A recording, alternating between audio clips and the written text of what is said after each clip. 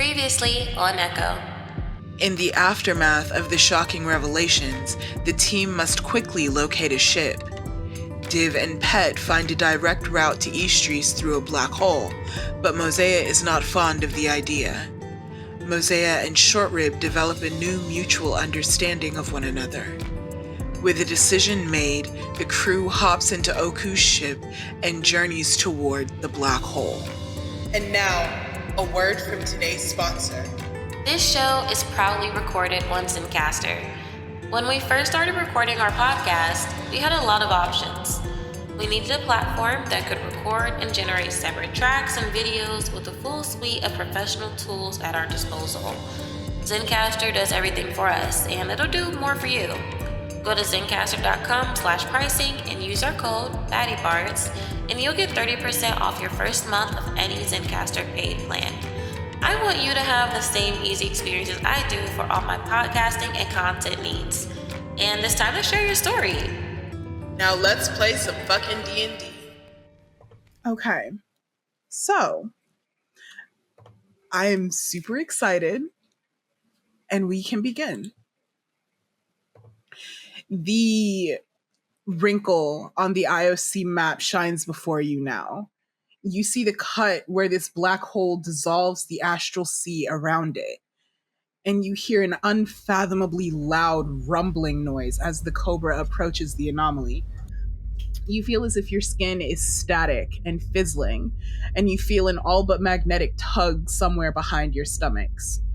Div, you recognize Like and feel the black hole in your stomach destabilize as you approach, whirling just a little bit more frenetically. You feel your arms shoot out at unnatural angles before you regain control of your body. For Mozaeya and Shortrib in the storage room, you feel this pull too, the pull of the black hole.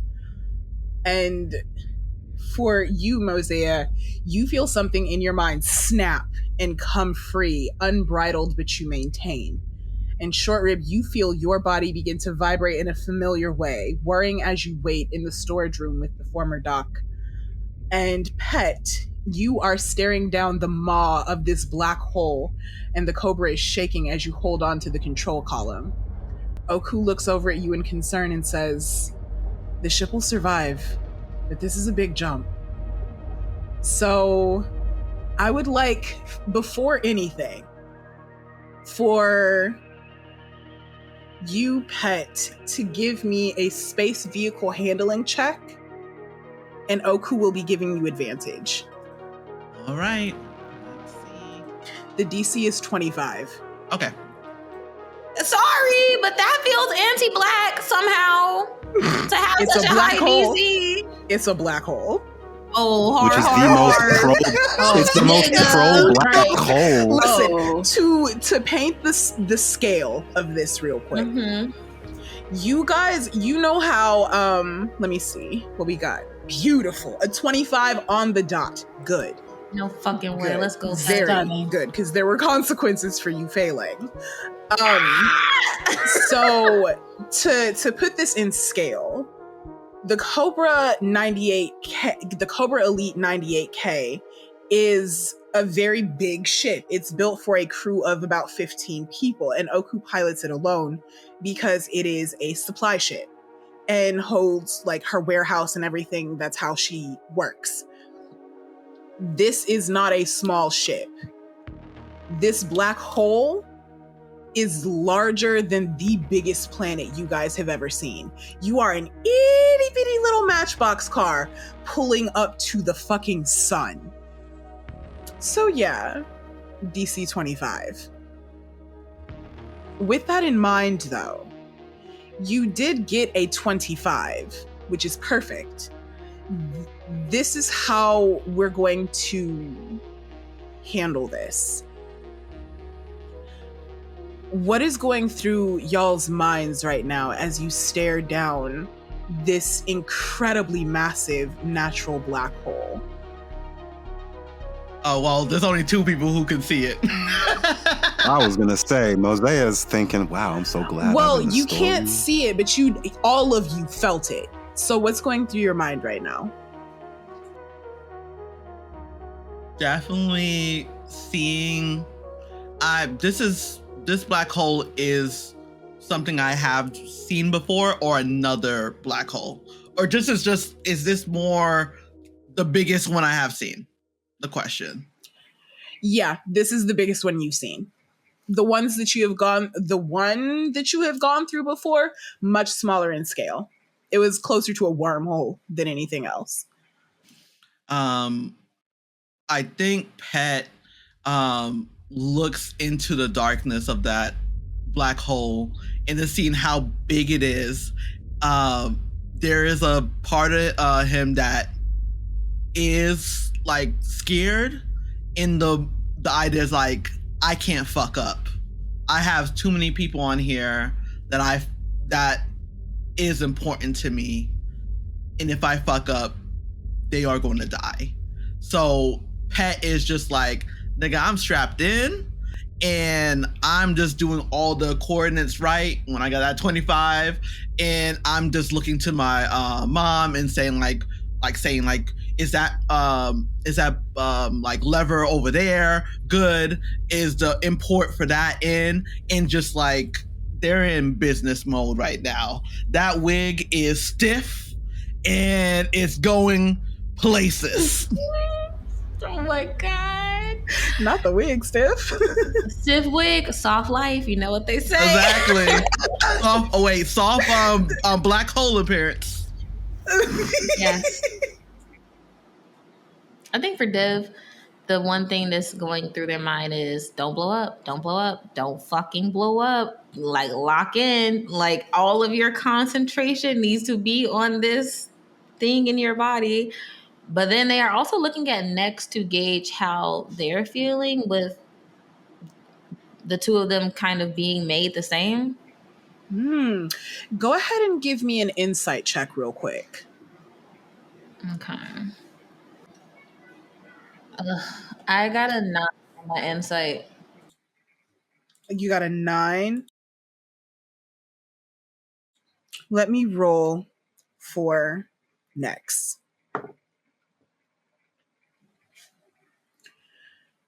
Next, you rolled a 9. And Next is very similar to you. Very much so. To the point where you guys look exactly alike. Different colors, but damn near identical. And Next doesn't have like eyebrows or anything that will show expression. So what you see from Next is impassivity. You don't see an expression on its face. And they don't say anything in particular.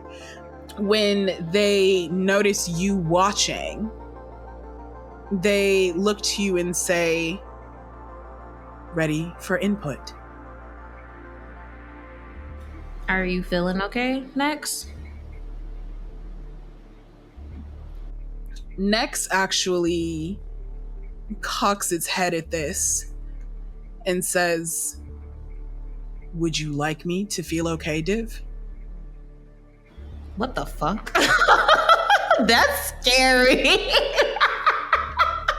Me, Blue, thinks that's fucking scary. I think honestly that kind of shakes Div for a second, because they don't feel like that is like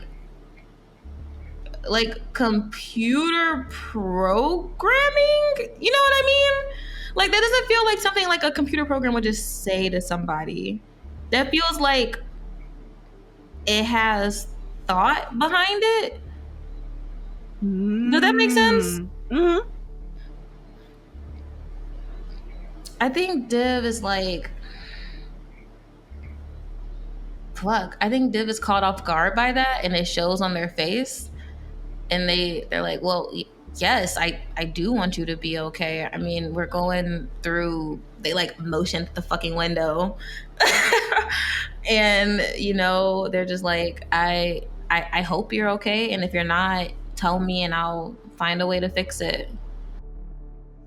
Next nods at this and then looks out of the window and you see the cameras, like the lenses in its eyes sort of zoom in, and you know what's happening here if you were to make an educated guess. Nex is scanning through information about this black hole the same way that your eyes have like a readout in your vision, so you can see like, oh well, this is like the what UI. this is. Yeah, exactly. Yeah, so that's what Nex is doing, sort of scanning this black hole. And you see Nex turn and look back at you and say, yes, ready for input. Okay. Satine, didn't we want to do two-factor authentication on Nex, or did we already do that? Did we already do that? No, you said that you were going to do that while we're doing this jump. I'm gonna go ahead and do that while we're doing this jump. I want to make it so, because we changed Nexus controls easy as fuck. I want to make it so it is not that easy to change them. And I also want to put a little bit of my plant in Nexus circuitry. Ooh, okay. The Here's willow what we're gonna plant. do. So I'm going to ask you now to roll me a technology check. Let me go ahead and roll that. Yeah. So use your intelligence modifier and your proficiency bonus. I got a 19. You got a 19. Beautiful. So describe to me what it looks like as you enable two-factor authentication on Nex and insert some of your plant into its circuitry. I think with both of them being androids, they are able to interact with one another's interfaces in a way that organic beings cannot. So I think it looks like Nex is projecting like the admin settings to Div, but to anybody else looking like they wouldn't be able to see this UI that is being projected to them, but it just looks like them like tapping in the air. So I think it legit like looks like Nex opening up like admin settings, Div like tapping on the UI just to put a code, a password in there. And I think they'll no, I'll wait to share the password. Yeah, but they do add a password to Nex. They make it so that people cannot change their admin settings without confirming a code that gets pinged to Div first. Like, it wouldn't go to a communicator, it would come like to Div's head. You know what I mean? The same way Very like the smart. from the what's the name? I know. Very smart. But I know your little sneaky ass, so I had to, get creative with that shit. Good. Oh my fucking God. So yeah, I think it looks like that. And they're like, okay, so, next my goal, and Div is like kind of stumbling with it. They're like, in a perfect world, it would be great to make you sentient. So I think maybe this plant could help with that. Are you okay with me adding it like to your motherboard? Nex takes a moment and then says, if you would like, Div. No, but do you want me to? They're like, but no, like I need you to decide, like fully understanding like this is right now a computer, you know what I mean? Input, output type deal. But like, I don't know. Nex kind of stumbles at that because this is, for all intents and purposes, an empty computer. This is ChatGPT with zero prompt. You know what I mean? So you asking Nex for consent is something that doesn't register for it. And you can see in the interface, the admin settings, you can see little glitches in the screen, in the interface, and it like fizzles and gets a little staticky and then settles, gets more staticky. It doesn't know what to do with that. Okay. Div thought that might happen. They're like, okay, well, let's rewind a bit. I'll go ahead and put this there. If you later decide you don't want it there, we will remove it. Go ahead and open the hatch for me. So you see, you mean the hatch on the back, right? Or on the front? Mm-hmm. On the back. So you see Nex sort of like, and you hear like as the panel comes out and splits down the middle where a spine would be, and just sort of opens out with little wings here, and you see the inner workings of its circuitry. And you are able to, how do you insert this piece of your violet creeping tree? I think they take a clipping of like what they have, what little they have left of it, because they did use it to make their bag or what have you. And they planted some of it too, which I gotta check on my little sentient plant. But I think they just take a clipping of it and fuck, I'm forgetting the name of like this particular piece of equipment, but I think they put it square where like I feel like it's a chip that connects like the with, brain of a computer. Yeah, exactly. Like I feel like they go ahead and they like, oh, I was about to say Div licks it. They can't lick anything. I think Div like gets a little bit of water, dabs it on there, and like sticks it on there. I was like, okay, that'll do. Closes the hatch. The hatch, like you hear like the hatch sliding shut and clicking back into place. The seam has disappeared. It's as though the panel never opened at all. And you see you see Nex sort of vibrate a little, like shudder a little, and then goes steady and silent. Cool. For you, Dr. Bleak and Short Rib, what's going through y'all's minds right now in this storage room? What are y'all up to? I think at least for Mozaeya, what is going on in her head is somewhere very far away in the back of her mind, she is worried that she is clutching Short Rib too tight, like an emotional support child.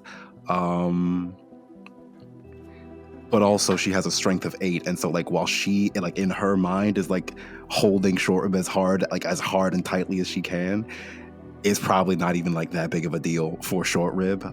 She's just got very stringy arms, but she is putting like all of her little muscles into like holding onto Short Rib and like closing her eyes and trying to go somewhere in her mind where she is not actively inside of a black hole, and trying to navigate that as carefully as possible.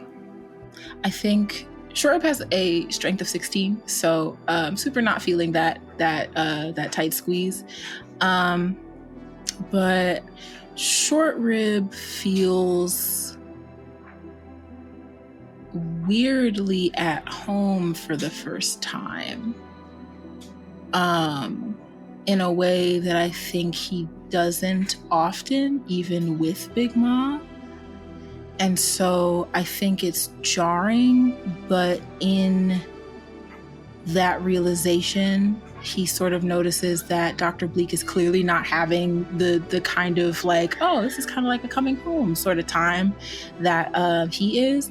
And so I think he sort of looks up at the doctor, the alleged doctor, and says, is there anything I can do? And I think Doc, for the first time, like since they've entered, kind of opens their eyes and kind of like looks down at Short Rib. What's like Short Rib's expression as they say that? Concern. I think as concerned as a bird can look without having eyebrows. but earnest. I think Dr. Bleak kind of considers for a moment. That form, the form that you hide, Do you feel more comfortable in it? I did. Once. Would you feel more comfortable with me in it? I don't need to hide anything from you. You don't frighten me. Perhaps I should. You don't need to hide anything from me. And while it's the two of us, I would find comfort in you holding whichever form you felt most natural in. I have a question, just real quick. Short Rib, what form are you in right now? You're in your Albara form? Mm-hmm. Dr. Bleak, you put your arm, or how are you holding Short Rib? I assume like a stuffed animal, so like kind of like if I'm like sitting on like a stool in the storage room, then Short was kind of like on her lap and just like she like arms wrapped around their torso and the muscles are straining, but Short probably feels like a light squeeze. Well, here is what I'm thinking of. Short Rib, you are still under minor illusion. Mm-hmm. And your true form is bigger than your Albara form by an order of magnitude. Yes. So what you are holding on to, Dr. Bleak, right now is solid and is heavy, probably heavier than you are. But it looks as though you have your arms wrapped tightly around nothing. And in the center of it is Short Rib sitting on your lap. I think in light of that, Short Rib sort of visibly thinks about which form is the most comfortable. So you sort of see like a wave of like, it would be like sort of a wipe, like a screen wipe, but like several screen wipes where he sort of thinks about his actual form and his bird form and which one feels the most natural at this point. And I think he settles on his true quote unquote form as he says,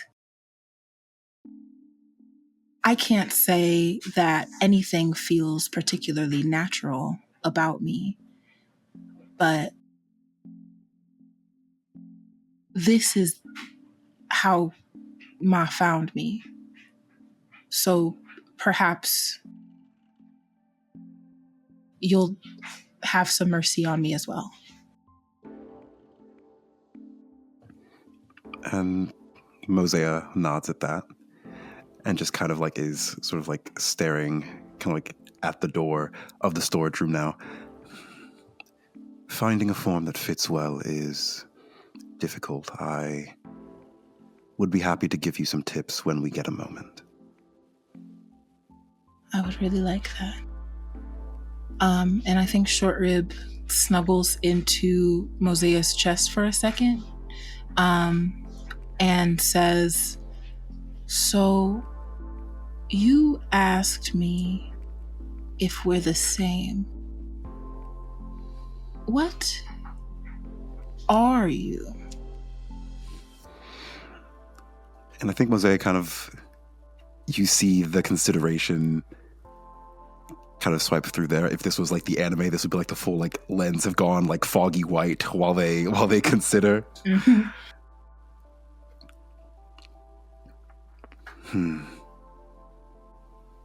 Mad.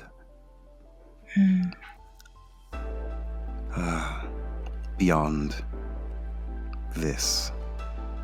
And she kind of like gestures towards the supply room. The black hole, it's more my speed. But when I was at New Frontier, I was taught that it was important to stay comprehensible. Short Rib kind of grunts in agreement and says, Ma taught me that word. Said something about confusing folks. Folks are dangerous when they're confused. Even more dangerous when they encounter things they don't understand. As you say that, Pet, you begin to hear like a creak, a groan coming from this Cobra Elite. As it is, you have held the control column steady. You've been holding onto it with white-knuckled fingers, trying everything in your power to hold it steady. Because the force that this black hole is exerting is untenable. The fact that the Cobra wasn't immediately sucked in is a miracle. But the black hole is going to win this. You know you have mere moments, and the time has come for you to make the jump. You see Oku says, I guess we should engage the warp drive. Get ready to make the jump. I'll tell your friends in the storage room to strap in. And she stands from where she was sitting beside you at the console and goes and knocks on the storage room door. She doesn't open it, but she does say, it's time to make the jump, guys. Hold on to your hats. And I'm going to explain how this will work. The black hole has 6 stages, one for each saving throw. You can choose which saving throw you make, but you must make all 6. The DC starts at a 5 and goes up by 5 by each stat. So your last jump will be a DC 30. If you fail any of your jumps, you have disadvantage on the next roll, as well as whatever effects come from you losing that roll. Does that make sense? So be very judicious with the way that you choose. You decided to go through a black hole, baby. We got this. Easy money. As if the DM didn't put it there for us. That's crazy. Let's just get these 6 successes out of the way. That's crazy. 6 successes. That's what you want. Let's just get these 6 successes out of the way. Okay, so hold on. I got a follow-up question to this. Yes. So, can we help each other on our rolls? No. And does Nex also have to roll? Yes. Do things like Bardic Inspiration and like Build for Success apply to these saving throws? Yes. Cool. Yeah. Dunzo kabunzo. Question: Is it just it's just the plain stat, right? For example, if I'm gonna roll, I gotta roll charisma, just flat charisma. No, these are saving throws. Oh, okay. All right. Yeah. Oh. Saving throws. Sorry, you have to roll for each stat, and each stat you're doing the saving throw for that stat. Does that make sense? Oh, okay. That's much better. I don't have a -1. Yeah. No, not the stat itself. I'm sorry. I should have explained a little bit. No, it's fine. That's cool. Okay, cool. Thank you. And I just want our listeners to know that Satine has dubbed Nexisha. So that's just that for that one. That's just that for that one. Okay. So, are we ready to roll some saving throws and go through this black hole? Unfortunately, yes. And we get to choose. Everyone gets to choose their stat that they want to roll? You get to choose which stat you want to roll, yes. I'm trying to put mine in order just right now, so that makes sense. So I know which one is my biggest and my lowest. Okay, so the first DC is a 5. The first is a DC 5, yes. Okay. So Nex's first save is a charisma saving throw, and Nex got a 16. Beautiful. So Nex is cool. Short Rib did an intelligence save and got 7, but that will do. You got a 7. Strength save got a 16. I'm gonna do mine's all after I do Nexus. I'm gonna do all of Nexus first, and then I'm gonna do Okay, mine's. we'll do all of Nexus first, and then we'll do y'all's, the player characters. So far, Dr. Bleak, Short Rib, and Pet, you guys have saved on your first saving throw. And so did Nex. So the next one is a DC 10. Nex got a 6 on their wisdom saving throw. 6 on its wisdom save. Roll 3d4 for me. Oh my fucking god. Okay. Don't hurt my friend, though. No promises. Also, Okay. Mozaeya is gonna like kiss the top of Short Rib's forehead and give them bardic inspiration. Okay. That's cute. Short Rib like smiles very sweetly and is like, I Short Rib rolled a 20, but not a nat 20, but a dirty 20. Wait. Hold on to your numbers. We're doing player characters after Nex. Gotcha. Yeah. Sorry. So that was wisdom. I guess I'll do intelligence. Wait, what did you roll for your 3d4? Oh, I rolled 5. 5. Nex takes 5 points of psychic damage as it begins to, you see like the interface, it begins to project out at you in a way that only you can see. And the interface is glitching and you see static and you hear like a whining noise as the circuitry begins to protest. And in your mind, you feel the remnants, the edges of this screaming force inside of Nex's mind that's causing it to malfunction. Whoa. Okay. And he takes so 5 hold points on. of psychic damage. 65 HP, and he put that in bold. Okay. Fuck, that sucks for Nex. Div is like tapping at the interface, trying to see what they can do to help. So then the next one is what? 20? A DC 15. No, 15? Mm-hmm.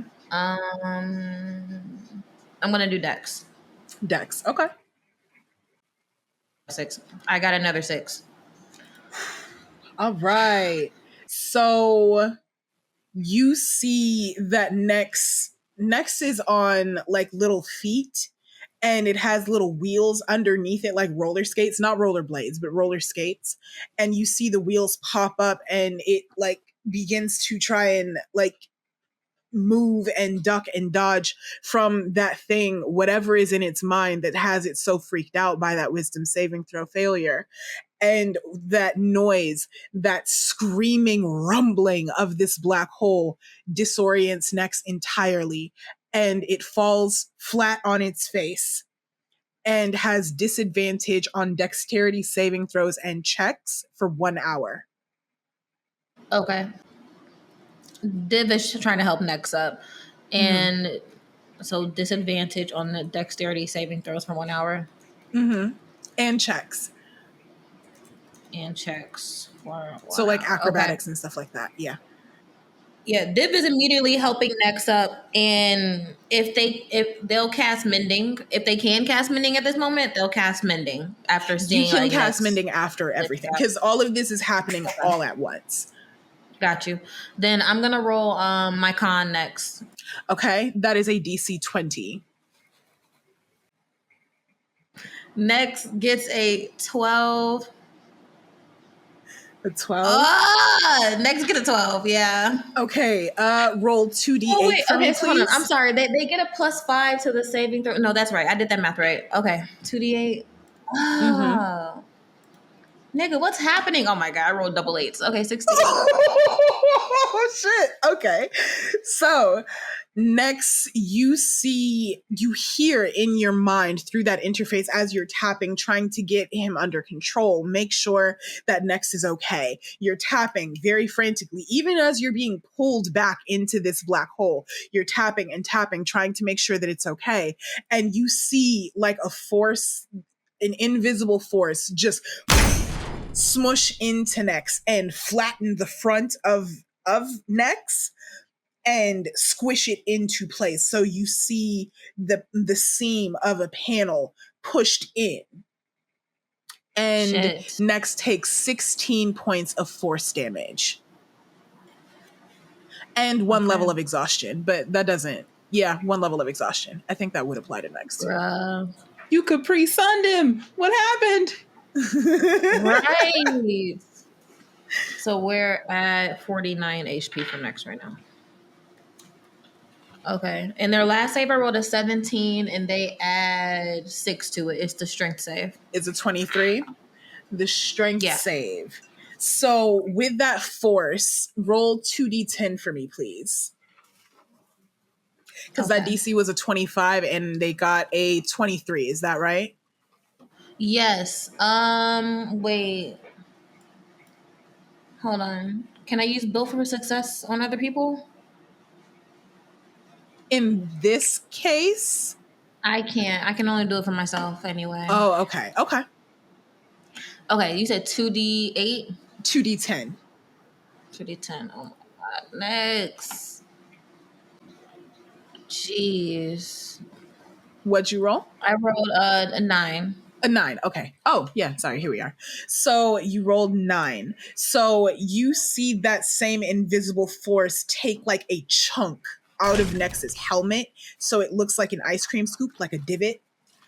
And you hear Nex's circuitry, Nex's body begin to whine and groan. And you hear, mayday, and it takes 9 points of bludgeoning damage and 1 level of exhaustion. So 2. So they're at 2 levels of exhaustion right now. Yes. Okay, let me write this stuff down. Fuck. Div is horrified seeing what is happening to Nex, especially after just having fucked with their motherboard. They're just like, if they had a mouth, it would be agape. Like, they would be gagged. It's crazy. Okay. And everybody else made their first saving throw, so let me catch up. I'll make that one as well. Mm-hmm. Yours is a DC 5, whichever one you choose. Okay, I got a 13 for 15 total. 15 total, and what was your save for? Charisma. Charisma? Okay, beautiful. So all 4 of you made your first save. Wonderful. Let me roll for Oku, actually. Oh, no. Oh, my God. Did you roll a nat one? Yes, I did. And it was for charisma. So Oku has disadvantage on all charisma-based skill checks for the next hour. Okay. Next saving throw for everyone. The next one is a DC 10. I rolled a 20 in charisma. You rolled a 20 in charisma. Beautiful. 15. Okay, Pet, you're fine. I'm rocking a 19 con save. 19 con. Doc is fine. I have a question. I have advantage on dex saves against effects that I can see. Is this something that I could see? So would I get advantage on my dex save? Yeah. That makes sense. Okay. And I rolled an 11. 11? Beautiful. So, yes, everybody has made their second save. Keep track of which ones that you're doing. Because I'm not keeping track of that. I just know what the effects are. So the next save is a DC 15. Let me know what you're rolling and let me know your number. Gonna roll a wisdom. You're gonna roll a wisdom? Okay. I rolled 4 dex. You rolled a 4 dex. You fall prone and you have disadvantage on dexterity saving throws and checks for the next hour. So keep track of that for me. Okay. I fall down. Dead. I have 13. 13 for a con save. 13 for a con save. Roll 2d8 for me, please. Dr. Bleak, you rolled a 13 for your charisma save. Is that right? Yes, but I'm gonna burn my inspiration. Oh, okay. Second time's a charm. Yeah, we're good. A 24 for your charisma save? Okay, beautiful. So you are totally fine. Okay, you said I gotta roll 2d8 for that con save? Yes. I got a 7. Okay. So I got a 12. You got a For 12 wisdom. for your DC 15 check. Okay. So Div, you take 7 force damage and 1 level of exhaustion. Pet, you can roll 3d4 for me, please. Let me see if I can roll it on here. This was the 21. DC 15. What did The I next one is a roll? DC 20. Damn, do you remember what I rolled? Let me see I here. can't remember. No, I'm sorry. I'm trying to remember the number I rolled. Oh! I think I a was like, 12. 12 or a 13, one of those two. Oh, okay. Can I use Built for Success with this then? Yeah. Okay, I'm going to use Built for Success to add a D4 to that. What do I need to do for wisdom again? You said roll Wisdom, roll 3d4 for me, please. Whew. Okay, I rolled a 4 on my D4. You rolled a d4, so you passed. Yeah, I don't need any fucking levels of exhaustion, frankly. A 3d4, so you take 6 psychic damage, Okay. and you are frightened. So explain to me what that looks like. Oh my god. Okay. So do I notice that my mom got affected? Hold on. By the first one, Yeah, roll me an charisma. insight check. Alright. Insight at disadvantage, please. Okay. Got a 12. A 12. Let me roll for her. And she's not good at that. Yeah, you notice. You notice. I think Go ahead. I think Pet as like a wisdom based character. Failing a wisdom saving throw is he knows in the back of his mind, he knows there's a level of like, oh, this was going to be a major jump. This is, being in here is going to feel different. It's going to feel wrong. And I feel like seeing that, I don't know how they look, or at that time just looking at like this glance at their mom, also clutching with their beetle hands tightly on the steering wheel column? or the control column, is thinking back their first jump and almost dying then with missing feeling the pressure in everything in the black hole. But they just got back to seeing their mom, and that alone kind of like brings out a new feeling of just dread that I had a chance to meet my mom again, but I may kill her. And my friends. You see Oku holding on to the control column with her hands and her pincers, and holding on to it as tightly as she can. You see her muscles flex as she strains to hold on to this column, but something behind her eyes looks so heartbroken as the effect of the black hole makes her remember every single way in which she's failed you.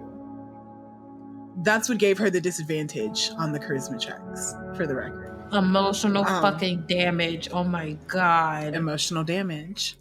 So for Pet, you failed your wisdom saving throw. Is that correct? You have disadvantage on your next check. The next check is a DC 20. You guys let me know which saving throw you're rolling and let me know your number. Short Rib, you're fine. Dr. Bleak, you failed. Good to know. Alex, Uh-huh. I switched my plan for what I'm gonna do. I get advantage on my strength saving throw, so I'll roll it straight. Okay, yeah. Yes, baby. Yeah, that makes sense. Dr. Bleak, go ahead and roll 3d4 for me, please. 4. Just 4. Okay, so you take 4 points of psychic damage, and you are also frightened. So explain to me what it looks like as you take this psychic damage. Explain to me what you see. I think for Dr. Bleak, what they see first and foremost is, I think to them it looks like just the hull of the ship just kind of fades away, and they are just sort of in the center of the darkness. I think if Short Rib is coherent at all during this, they would see like their cloak go straight like to stark pale yellow, and then I think just straight black in the cloak. And I think they just begin like speaking rapidly in deep speech, and just like speaking like incoherently in deep speech as they are trying and struggling, and they don't think they can just like, they can't feel Short Rib anymore, and they are just sort of in the middle of this black hole and losing their mind a little bit. Dr. Bleak, go ahead and look at your new handout for me. Don't tell anyone what you see just yet. 15 strength save. Div failed. Beautiful. I also failed mine, strength 6. You failed a strength with a 6. Roll Yes. 2d10 for me, please.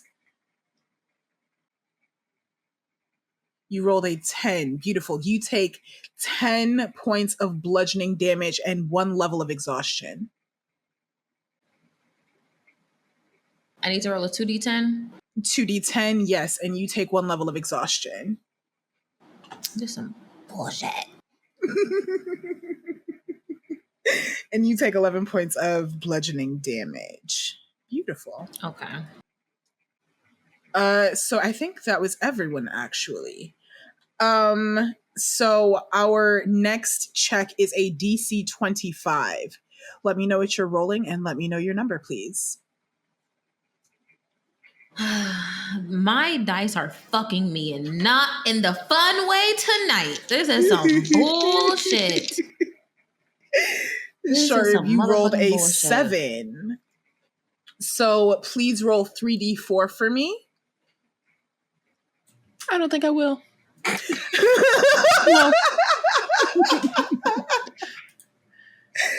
No. That's such a high number. That's 11. So many. you take 11 points of psychic damage and you are frightened. So Oh, explain God. to me what that looks like for you, Short Rib. So I think that Doc, I don't know what Doc is saying, but Short Rib is reacting to what Doc is saying like they are trying to curse him. Like he's getting the, you know, when like you get too high and you like get the anxiety and it's like, oh, looking for the patterns. Like he's like, yes, something terrible is going on and I'm a part of it. So Short Rib, I think flexes all of his hands, like they kind of stiffen, and start to kind of like fast twitch bend at the knuckles, just kind of like trying to like a cramp, just kind of trying to reorient themselves. And I think he falls limp with the damage and scuttles away from Dr. Bleak, like scuttles up, like away, like out of her lap and up onto the wall, like into like a corner. And I think he just starts crying. Aww. So you can also go ahead and check your new handout, please. Okay. You feel the unsettling roar of the black hole vibrating through your body. You smell something like dirt or loamy earth. You hear the deep squelching drag of tentacles. And before you, you see something more than massive, more than ancient, beyond comprehension. You are cold, so cold that you can't even shiver anymore. You're simply frozen solid as this gargantuan being in front of you reveals itself, tentacles wider than planets unfurling and untangling. The rumbling of the revelation of this being's center is as sudden as it is unexpected. Through the twisted maze of flesh, out peeks a single, mammoth, purple eye. It blinks once, then again vertically, then a third time, before going completely lidless and staring out at you. Its gaze white hot and thawing the frigid stiffness in your bones. It's all you can see. It fills your vision. You can only see this eye staring down at you imperiously. Run. Div, you rolled a 21 intelligence save. That is a failure. You are confused. This is the one that's for 25? 25. So you are confused for 1 hour. You have the confused condition for the next hour. I'm gonna have to look that up. Okay. Yes, please do. And Pet, you failed your dexterity save with a 15. So you are disoriented and you fall prone. You have disadvantages on dexterity saving throws and checks for the next hour. What? Our driver fell prone? Yes. It's fine. Is there any fucking thing I can do to help this? Hold on. Nigga, wake me up. Well, Nigga, you're not I'm incapacitated and you're not unconscious. You are just prone. So what happened? Can I help this nigga up? This is all happening all at the same time. Just rapidly. And you are confused currently. So you explain to me how it'll happen and maybe. Okay, so then it says I have to roll a d10, so I'll roll a d10. We will say on a 9 or 10 you can act normally. I rolled a fucking 1, and it says the creature uses all its movement to move in a random direction. To determine the direction, roll a d8 and assign a direction to each die face. The creature doesn't take an action this turn. Okay. I'll just roll this d8. You can decide what direction I go through. We'll say if you roll an 8, you can get to Pet. I rolled a 4. So you take off in a direction. You take off to who the fuck knows where. I feel like Div like literally takes off like towards the door and runs flat into the fucking door. Damn. Okay. Well, sorry, Pet. Div is screaming after it's like saw Pet fucking fall out the chair. They're like, Pet. I think I felt more on the console, like on the console. I hear a heavy slab, like slam on the console as I like literally like my hands are on it, but it's kind of slipping. But I still have some type of grip. I'm just prone, but I can't feel anything. This sees that just like fuck Pet. and then they like kind of try to turn their head in the direction of Doc and Short Rib, and they're like, "Pet sleep, pet sleep." Also, DM. So Dex, I get prone, and what was the other effect? Disadvantage on dexterity saving throws and checks for the next hour. Okay. And our last check. Let me know what you're rolling. Your DC is 30. I'm rolling wisdom. I got a 24 on the dex save, but I got a nat 20. Does that count for anything? Yes, it does. Yes, we honor a nat 20 in this house. If you rolled a 24 on your last check, that will qualify as a 30. Delightful. Good job, Dr. Bleak. Holy shit. No, that was for the last one. That was for the DC 25 one. This one. DC 25. Oh. Yeah. That counts. Mm-hmm. That will count as a 25 then. Wonderful. Let's try rolling another nat 20 then. Let's see. Oh, we were so close, but alas. A Constitution saving throw, 19 for your DC 30, Short Rib? Yeah. Okay. I rolled a and 7 you did a on Constitution my intelligence. save. You got a what, baby? A 7 on intelligence. You got a 7 on your intelligence. Beautiful. You are confused for the next hour, Dr. Bleak. So you would abide by the rules of the spell Confusion for the next hour. Short Rib, go ahead and roll 2d8 for me, please. And you take 1 level of exhaustion. Okay. 18 wisdom save for Div. That seems like too much. 3d4. That seems like too much. You take 7 points of psychic damage, and you are frightened. You have the frightened condition. And Pet, you rolled a con save. You got a 13. Roll 2d8 for me, please, and you take a level of exhaustion. Okay, so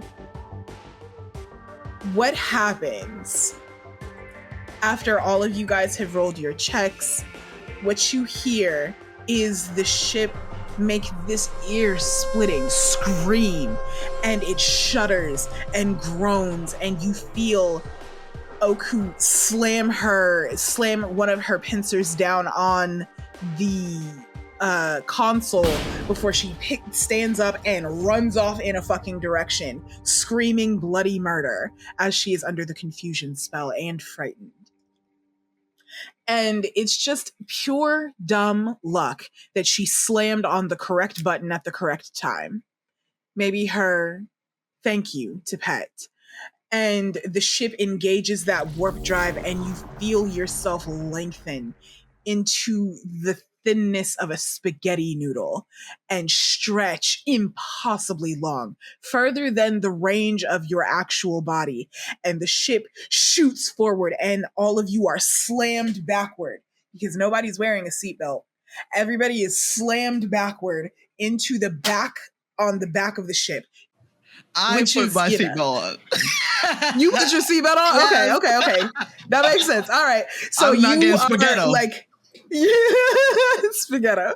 So you are plastered to the back of your chair, and Oku and Div, Dr. Bleak, and Short Rib are flying in various iterations all throughout the ship, held backward by the straight up G-force of you being yanked through this black hole. And you exit on the other side of space by Eastries. The ship has alarms, and you hear malfunction as the ship finally stabilizes after making this massive leap. You guys are right by Eastries. You exit the black hole just past the asteroid belt surrounding Eastries. The wormhole whirls behind you, all but catapulting you forward into the planet's atmosphere. The 4 moons smile down on you in various phases, and the night is loud with the sound of swamp bugs and life all around you as you break through the atmosphere and land.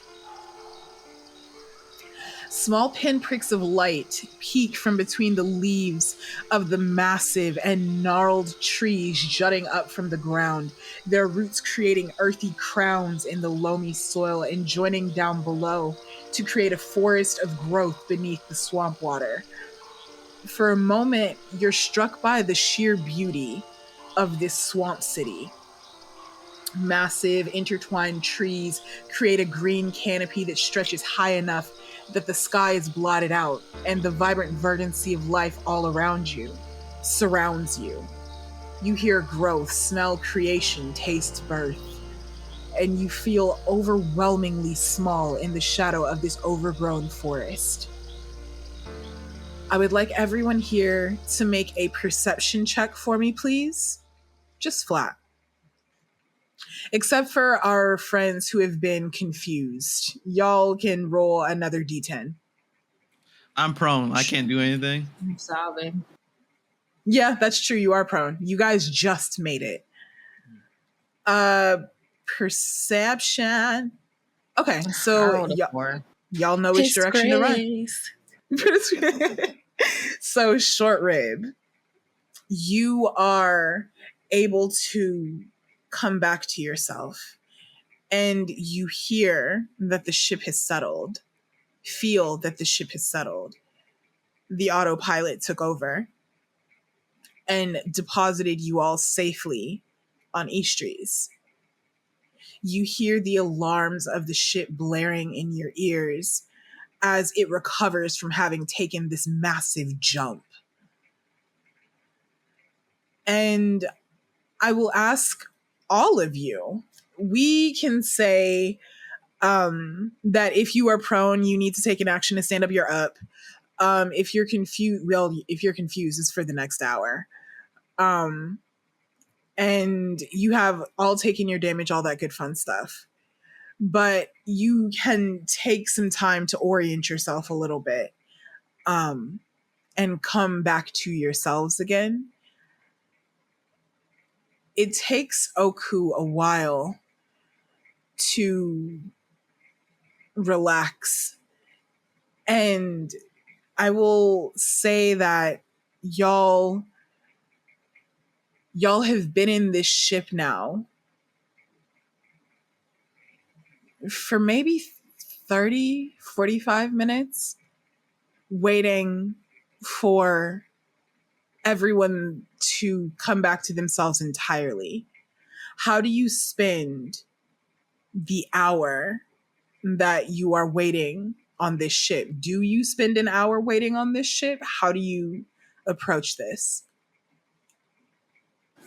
Doc, do you have Song of Rest? Dr. Mozaeya screaming incoherently in the fucking storeroom.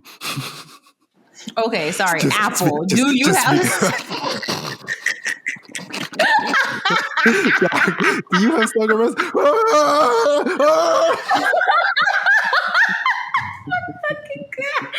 Doc is back there tweaking. You want to take a little nap, Doc?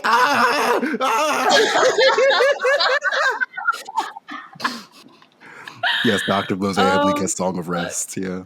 Yeah. Okay, but we probably can't use it right now. Oh shit. Okay.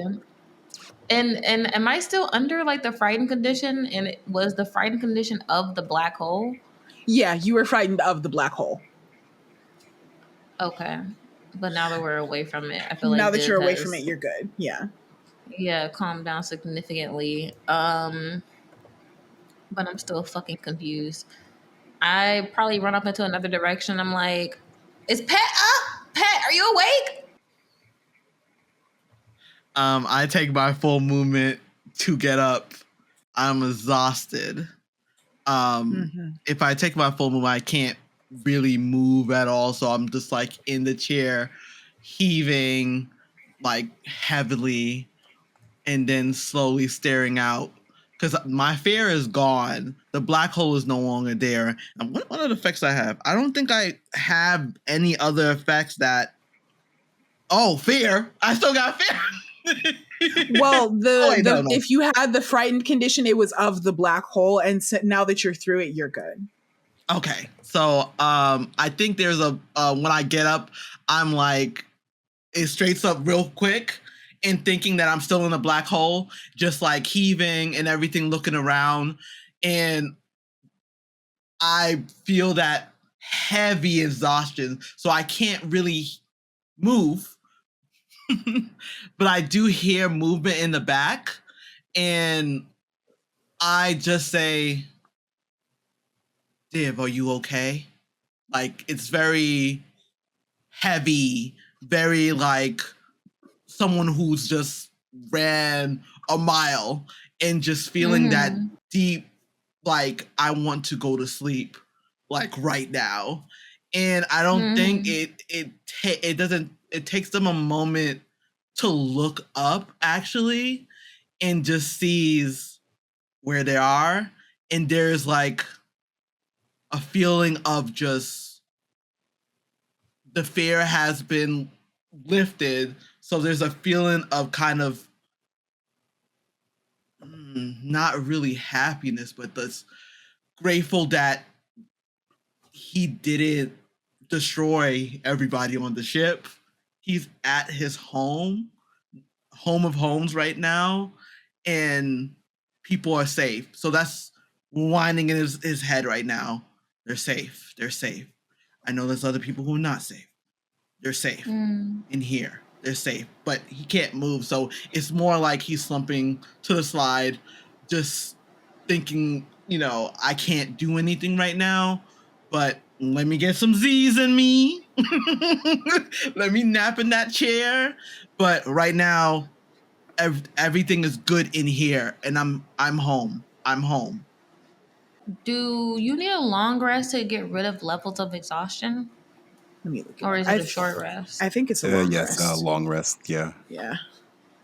Okay. Well, we ain't finna get that shit. Seeing that Pet is like responded, Div is, I feel like their head is turned maybe towards Pet, but their body is facing the other way, because I feel like their head can just go up like completely, exactly like 360. And so they're like, I'm fine. I'm greatly beat up. And then like hearing Doc scream in the background, they're like, I don't think Doc is okay. And I haven't heard Short Rib, and Nex is a little fucked up, but I think we're good. I think. Are you good? No. You hear like a really low, like, no. Is my mom okay? And it's like, can I look at Oku? Yes. Oku is like running around the ship in random directions. Because unless y'all took that hour, she's still under the effects of confusion. She's a runner. She's a track star. Hey. My good sis got them shoes on, okay? Just hearing the tapping in the background. Yeah. And Pet just says, I can't move at all. Because I just look prone, is like take my speed, and then I'm on exhaustion level 2, so my speed is half. So I'm like negative. Yeah. Your speed is halved? Yeah, for exhaustion level 2. So that's right. What is your speed normally? 30. So like to get 30, up, so it's 15. Yeah. And then to get up, I need to use the rest of my thing. So I am beat. So Nick is gonna be in this chair for a little bit. Y'all do have the option of taking a short rest should you feel so inclined. Man, Pet in that chair like somebody uncle, just making sounds, just not making sounds. Getting up. So, do y'all take that time? Telepathic? Yeah, actually, can I like reach out to Doc via telepathy? Like, are you good? Doc, I hear you screaming. Quick question. Yeah. What is going through your mind right now, given everything you've just seen? While you're That going I through probably psychosis. died, and maybe yeah, that I probably died, and now a facsimile of my thoughts is possessing my dead corpse, having stuck onto the black hole, and I only think that I'm Dr. Bleak, but really, I'm a black hole creature that's going to hurt the rest of the party if someone doesn't take me out. Aw. So I'm going to have you give me a wisdom saving throw, please. Just flat. It's great. I'm so good at these. It's a 5. Which on Yelp is a perfect score. I will add on Yelp, perfect score. Notorious smart guy, Dr. Mozaeya Bleak. So it takes, I'm going to say, with as much panic as is going on in your mind right now, Div, you reach out telepathically, and Dr. Bleak is entirely incoherent. None of what you see makes sense, and none of what you hear makes sense. And Dr. Bleak, you hear Div in your mind and just assume that it's another part of this horror you've dreamt up for yourself. I think Doc is like fetal position again, just sort of like saying mantras in deep speech, just this like guttural, like lower than like the ear can register type of primeval assimilation of language to themselves. And the Div just like sort of checks in, and I think Shortham kind of sees like Doc's head like snap like a little bit and like tilt, and just go like right back to chanting. They're just incoherent right now, unresponsive. I think Shortham seeing that, like also having like their own like horrific vision, I think tries to maybe comfort Doc in this moment, because he's scared too. And so, maybe we both can be scared together. And I think Shortham scuttles down off the ceiling and kind of just like tries his hardest to like get in like the little space where what's the word I'm looking for, like how when you get in fetal and there's like a little bit of a space where like a cat could be, or like a stuffed animal. Yeah, I try to get up in there. Is Doc coherent enough to tell Short Rib to get away? Because per the rules of confusion, there is like a non-zero chance that I'll like try and attack them if they're within melee range of me. Well, roll me a d10. Spectoiculoik. Watch this. Luck of the cards, baby. That's a 3. So no, we don't attack anybody. No, you just don't move or take any actions. Yep. Okay. Yeah. Short Rib gets up in there, and we cry together. Exactly. That's the next hour. That's just Dr. That's the next hour. So y'all do take the hour. Yeah. Would it even be different for Div me? hates to take the hour. Huh? Would it even be different for me if I took that hour though, for me to get my speed back, or would that? Because I'm still. You would still be under the effects of exhaustion. This is going back. You got that window open, right? For Khan, I took damage, right? Yes. Okay. Yeah, you took 2d8 damage. Is it possible for me to cast Mending on myself or on Nex? Yes. Yeah, absolutely. Okay. I think I say to Div, like, I'm very tired,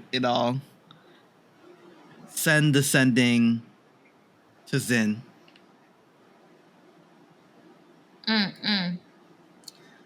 Smart. Div is like, all right.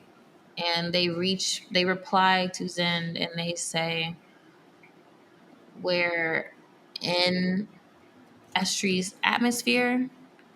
We got fucked up by the black hole. We're not feeling too hot. We're going to take an hour and we'll be there. Okay, I'm assuming that you sent the sending at the end of the hour. Is that correct? Am I assuming that right? Or are you sending it during the hour? What you think, Pat? Should I send it during the hour During or the hour. at the end of it? During the hour? Okay, yeah, that makes sense. So Okay. you get another sending from Zend. And it says, Orion is down. Moko is down. We're hiding in the bunker. Find Auntie Tamis. Oh my fucking god. Div like did not want to wait this hour, but like what other choice do they have? They're fucked up right now. Like they literally don't have a choice. They would have been completely useless out there.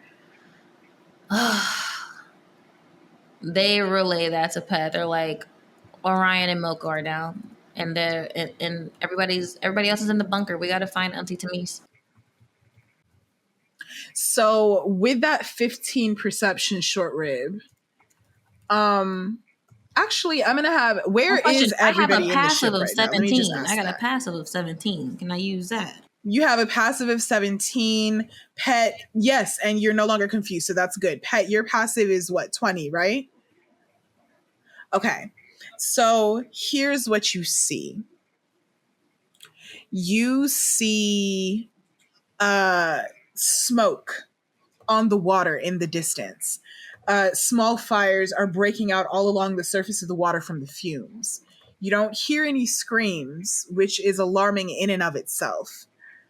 You see a burst of purple fire shoot up from the ground, and you hear a far-off cry. And then you hear like a metallic thunk. And this voice cussing up a storm, making a fuss. Get back, you terror stuck bitch! Making a huge ruckus. I'll clobber you again! Get back! What would you like to do?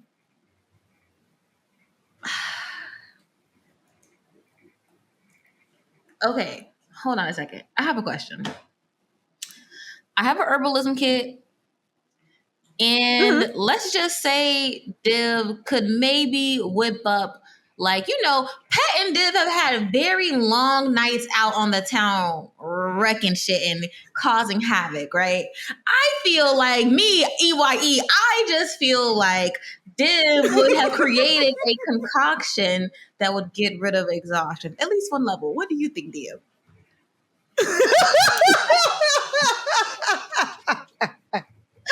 Listen, this is what we'll do.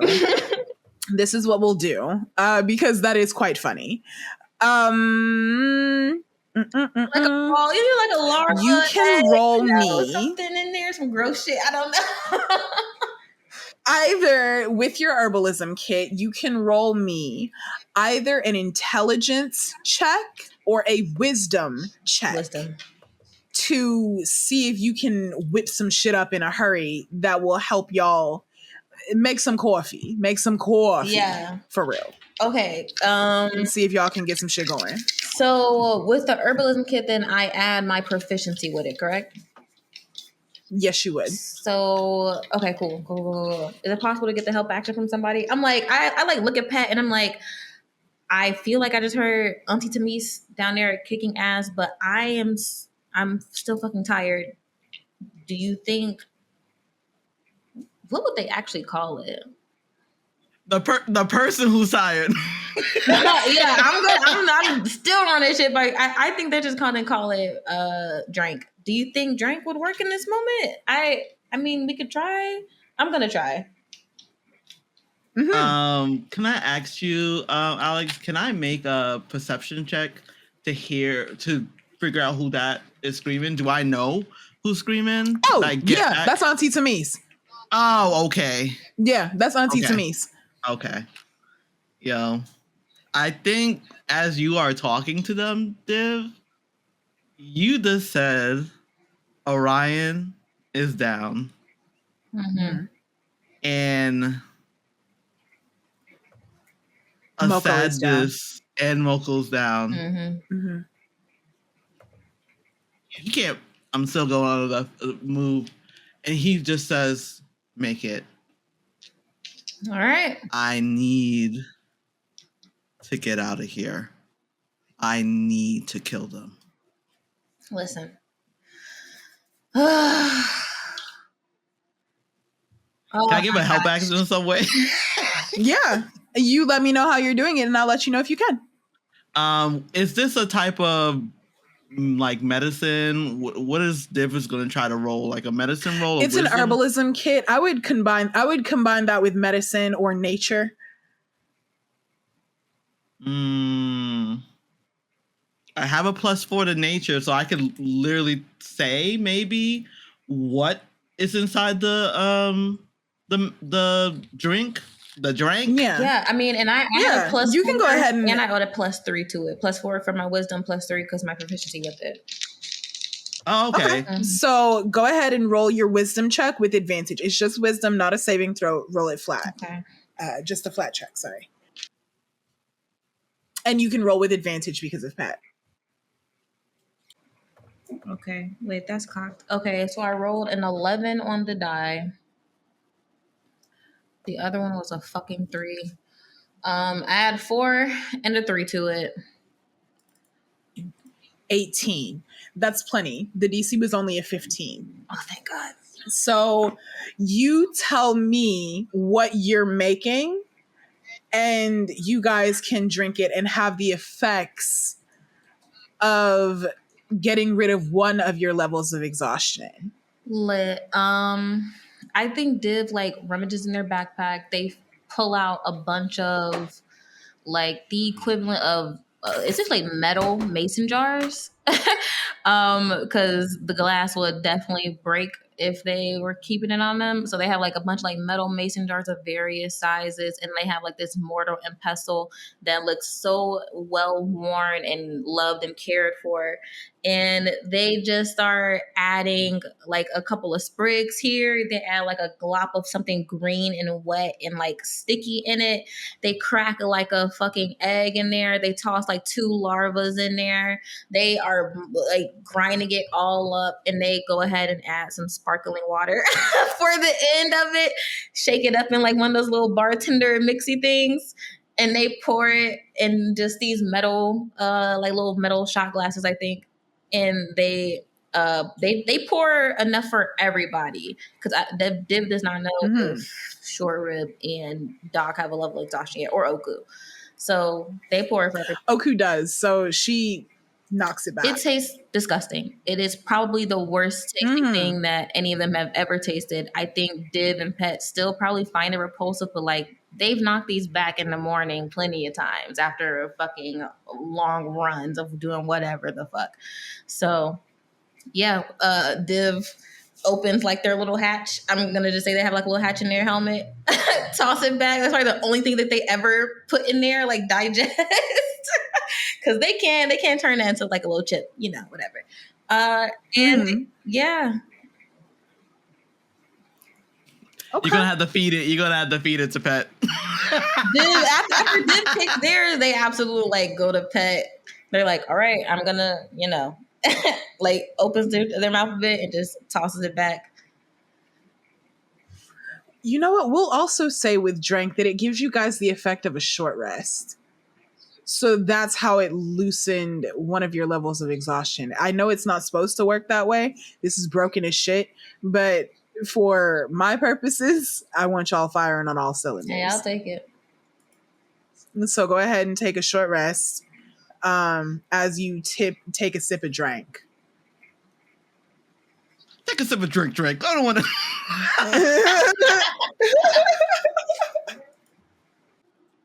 Okay, so we're gonna need to go into that back room and face whatever screaming or thing that's going on in that like, what's the back room together. Yeah, with y'all niggas, what's up?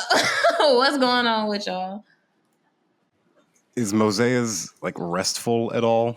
Like their confusion?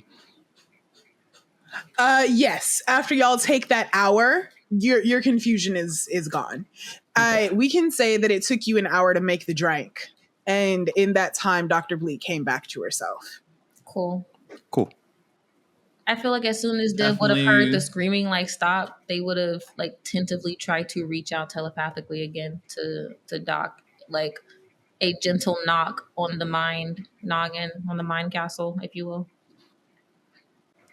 I think Mozaea's response is like whatever the telepathic equivalent of to that knock was, like, just a moment, I'm not decent. Div like absolutely gets it, and they receive that. Pet's gonna ask, so is Doc okay? I think she needs a minute. I mean, that was a lot for me, so I can only imagine that it was a lot for Doc as well. And Short Rib, honestly. Oh, Short Rib. Oh, you can't. Oh, I remember you can't. You don't want to do that. Yeah. I saw some scary shit in Short Rib's head last time, so I might be I might ease up on that a little bit. But I just feel like because Short Rib hasn't come out yet, I think that them and Doc, like they're similar in a way. I haven't quite figured out how, but they have, I don't know, like it seems like they have some connection with each other. I don't know. Pat looks at you, Div, and I don't remember if I said it out loud. No, I didn't. I'm going to say to you, yes, they definitely have a connection with each other. Just like plainly, they have the same voice. And I think Pat is going to finally take this goddamn seatbelts off of them. And sees that, hears that, they need time in the closet, and see that you are okay. I want to go check on Oku and see if they are okay. Oku is in her workshop. So that's where you find her. Alex? You're going to be the death of me today. She's in her workshop. And you see her hands are shaking violently as she puts the kettle on. It takes her a second to get the electric kettle on its base so that she can boil the water. And you see her rest her hands, rest like the heels of her hands on the counter where her tea service is. And she takes a very deep breath. And she doesn't see you yet. As you walk in, she's turned to the side based on like where her tea service is. So it's almost as though her back is facing you.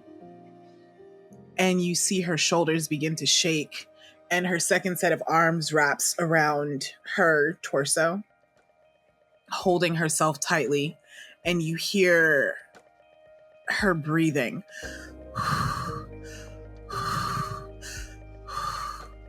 Fuck.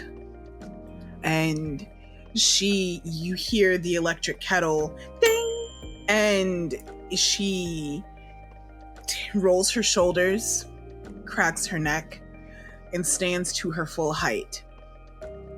And she pours a cup of the tea, and as she turns to get some, like her loose leaf, that's when she sees you. Oh. Pat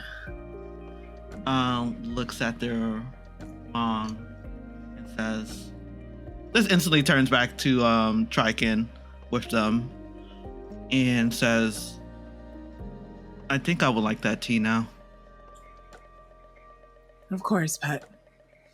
And she pours another cup, and you see her, she hands you the cup she was going to drink and like prepares another one. And she says very softly, very calmly, tea, sugar, honey, how do you take your tea? A question that Pat never thought.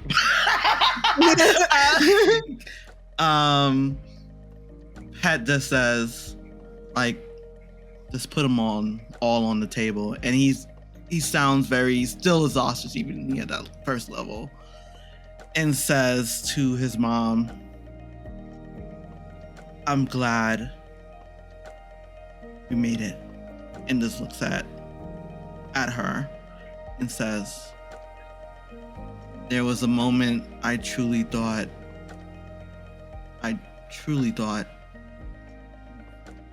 everything was going to be lost again. It was, then he's kind of like looks at the teacup and just says, takes a moment and like heavy sighs. It remind me of that time again. And just looks at their mom. You see Oku watch you as you speak, and she gives you a gentle smile, but it falls quickly.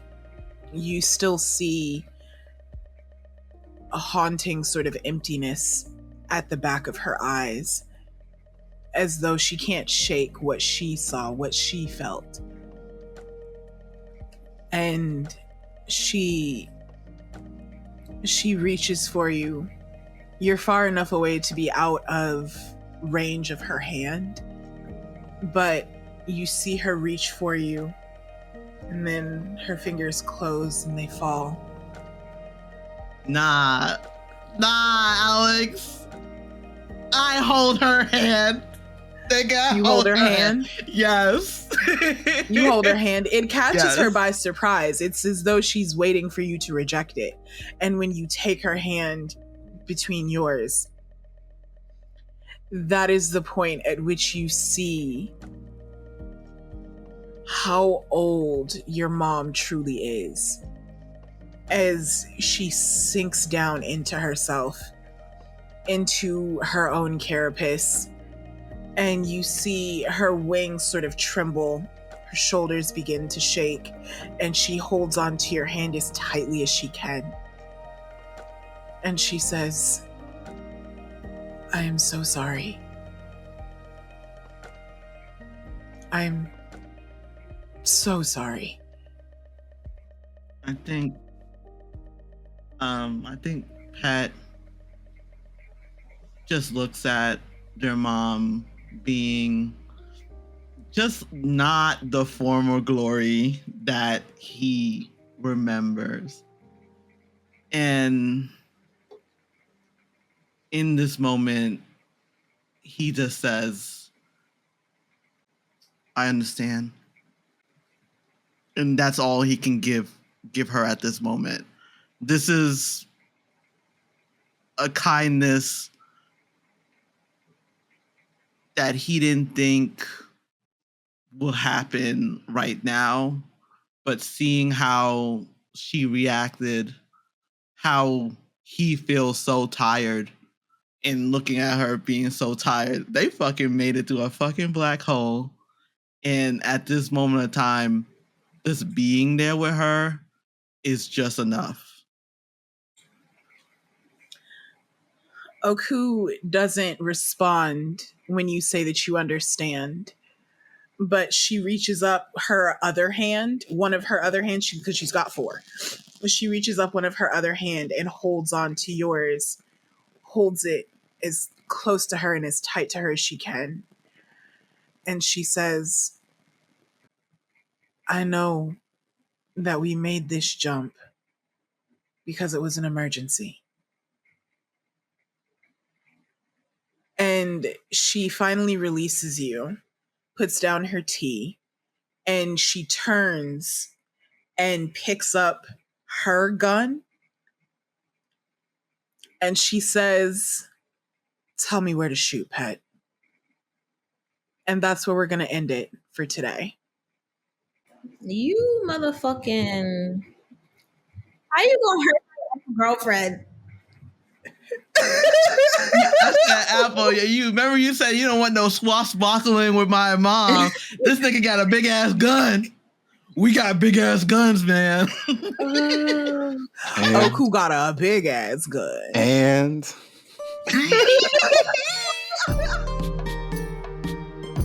Hey y'all, it's Blue. I played Div, your favorite chaotic android. And if you enjoyed this episode, you can show us some love by writing us a review wherever you're listening to us on. And if you're looking for more BaddieBards because you just love us so much, you can find all our social links in our description. We are here. Bye y'all.